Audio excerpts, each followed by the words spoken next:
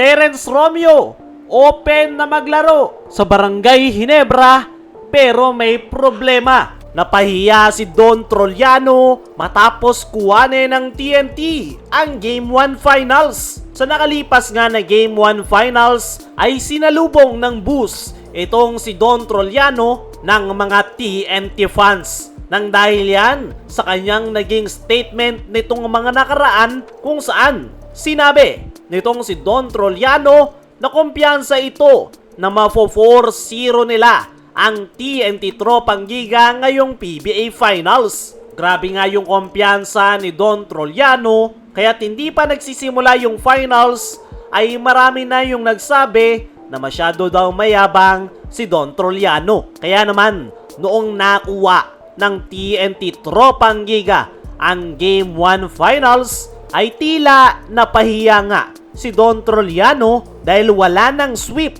na mangyayari dahil TNT ang unang nakakuha ng panalo. Para sa akin mga chong ay talagang napahiya si Don Trollano matapos ang statement niya na yan. Masyado ngang mataas yung kanyang kumpiyansa at nag-backfire nga yan sa kanya dahil pinuputakti siya ngayon ng mga TNT fans. Gaya nga ng kasabihan, wag magsalita ng tapos kung hindi patapos. At sa tingin ko ay tila ginawayang motivation ng TNT Tropang Giga. Dahil makikita nyo sa nakalipas na Game 1 yung kanilang gigil na makuha ang panalo. Na-interview nga rin si Jojo Lastimosa nitong mga nakalipas na araw kung saan sinabihan niya na sobrang taas ng kumpiyansa ni Don Trollano. At mukhang yan talaga yung ginawang motivation ng TNT para talunin ang San Miguel.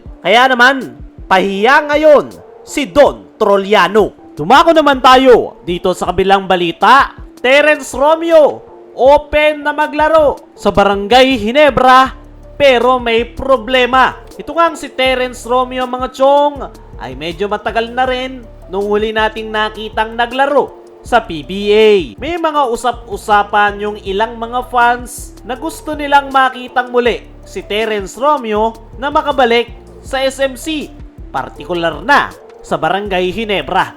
Kaya naman, natanong yan kay Terence Romeo kung open ito na maglaro sa Barangay Ginebra once na mag-reach out sa kanya si Coach Tim Cone. Ang sagot nga dyan netong si Terence Romeo ay impossible nga raw natanggihan niya ang SMC once na i-reach out siya na magbalik sa nasabing kumpanya.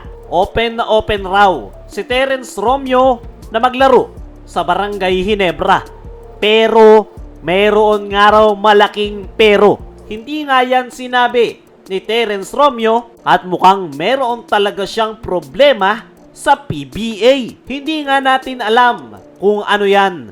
Pero mayroon ngang mga lumalabas na balita na mayroon daw silent ban na nakapatong kay Terence Romeo. Possible na yan yung tinutukoy na malaking pero ni Terence Romeo. Kung siya lang daw ang masusunod, gustong gusto niyang makabalik sa SMC o makapaglaro sa Barangay Ginebra. Sa ngayon ay kasalukuyang maglalaro itong si Terence Romeo para sa Zamboanga Valientes. At tignan na lang natin, who knows, malay nyo biglang magkaroon ng himala at biglang makabalik sa PBA si Terence Romeo. Kaya mga chong, ano yung masasabi nyo na open si Romeo na maglaro sa Ginebra pero may problema? Ano rin yung masasabi nyo? Napahiya nga ba si Don Trollano matapos makauna ng TNT? I-comment mo lang dyan sa ibaba.